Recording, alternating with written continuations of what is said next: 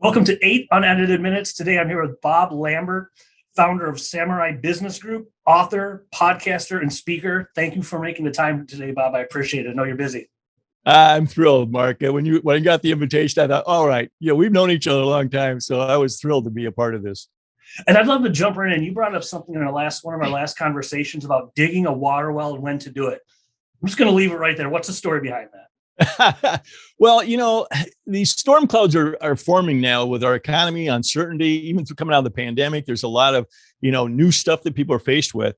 And the metaphor of that is when do you dig a water well? You dig a water well before you're thirsty. So if we're coming into some headwinds and things like that, now is the time to be thinking about how are you going to approach that? And it's really about getting on offense versus defense, because oftentimes people wait too long and all of a sudden this thing is like a tsuami coming over them.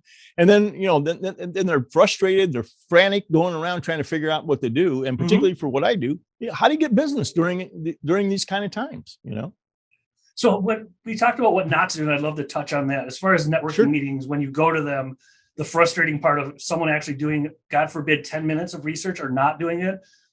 Share a little bit about that, your experience with that, what not to do. Yeah. You and I have talked about this, and a lot of the networkers that I know, the master networkers I know, have experienced the same thing.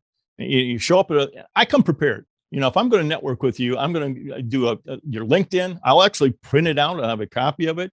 I'll go out and Google you. I'll see what your social media is, so I can get a sense of who's smart, when I'm sitting down. And a lot of it is because I care. Okay. I'm a curious guy. I care. On the other side of that, and I know you shared with me, you experienced it. I got to tell you something.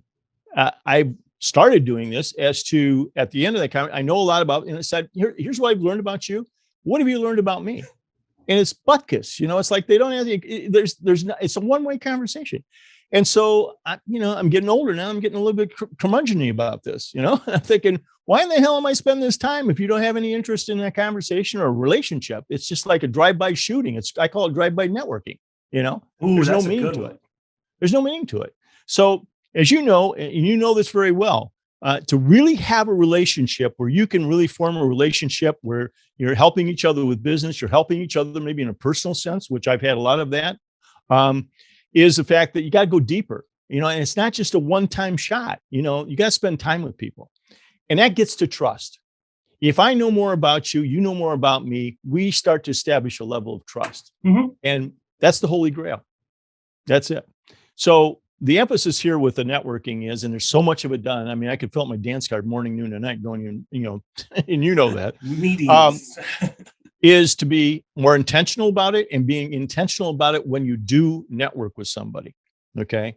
And what's that look like? Yeah. So what's the outcome going to be out of that? Okay. Doesn't mean you've got to get business out of each other right away, but you've got to establish that. And by the way, if you have a handful of those good people like that, you are blessed. You are so blessed. Okay. Again, I know a lot of people that have networked for a lot of years, and they're both everybody's kind of saying the same thing. And I don't want to be negative about this, but the digital era that we're in has kind of separated people, from this personal kind of, interface. I mean, it's great. We can get on and do this, and I get to see you now. But buddy, I tell you, there's nothing like getting in front of somebody, having a meal with them, going out to breakfast or something, and being able to have this exchange, because now you got the whole body you're looking at,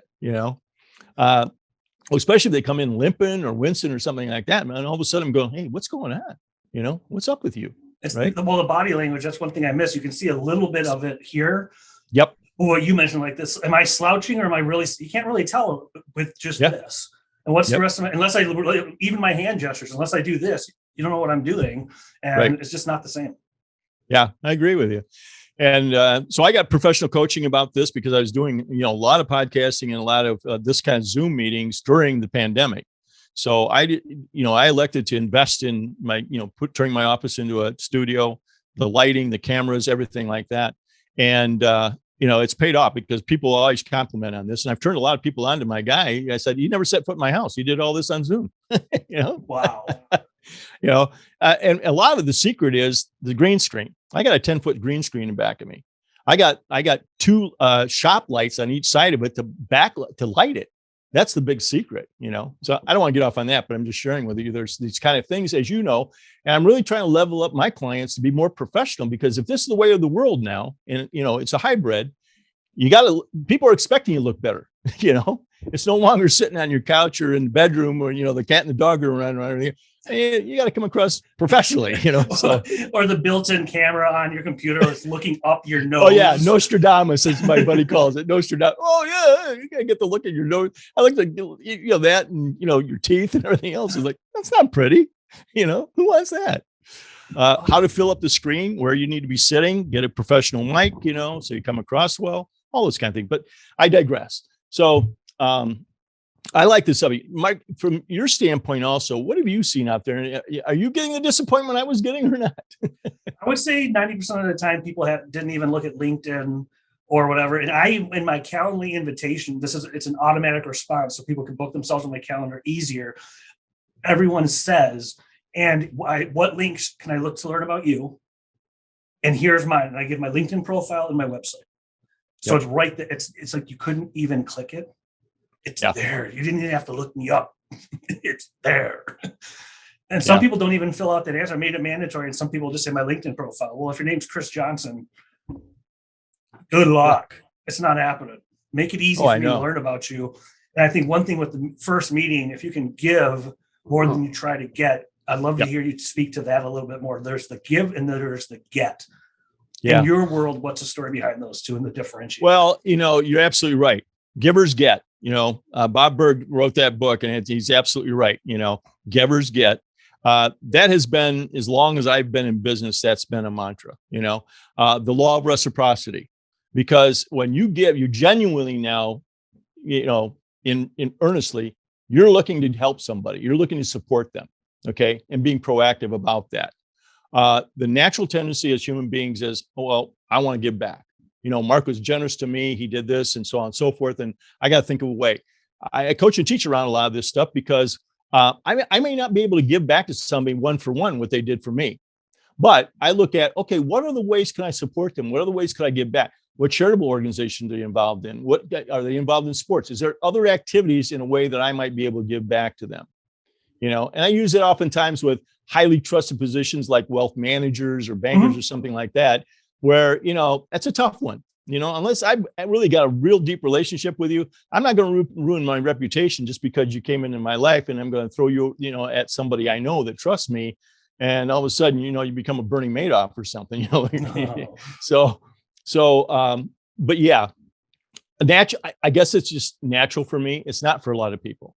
But it's just natural for me to want to give. I want to know more about you, Well, I think that's the way to know more about you. I think is a great way to, what you mentioned. You and I could go back and forth like a ping pong table all day with, what about you? No, what about you? No, what about you? Right. I like to flip it on them with what you said. And we've covered a lot of ground in a very short period of time. And like maybe one sentence, something you want to reinforce or something new. When it comes to building relationships and building your well, what's the most important thing to know about it? Tip or otherwise? Well, yeah, there's no substitute for preparation. Okay. I just don't think people prepare to go into a meeting or do some of this stuff.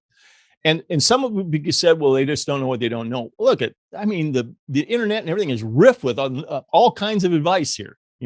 This isn't nothing new. This has been going on since the dawn of man. So, to be ignorant like that is just not acceptable. Nice. But the other thing too is I find that a lot of people just aren't equipped. I go to meetings and this thing, and they're just not equipped to engage people. I tell people, be readers, be interesting, carry a conversation, even if it's something you don't know about, like the arts or neuroscience or whatever it might be. Just be somebody that's well-rounded. That's excellent. Be engaged. I think that's a perfect way to close out right on that. Thank you so much for the time, Bob. I appreciate it. Okay. Thanks, Mark.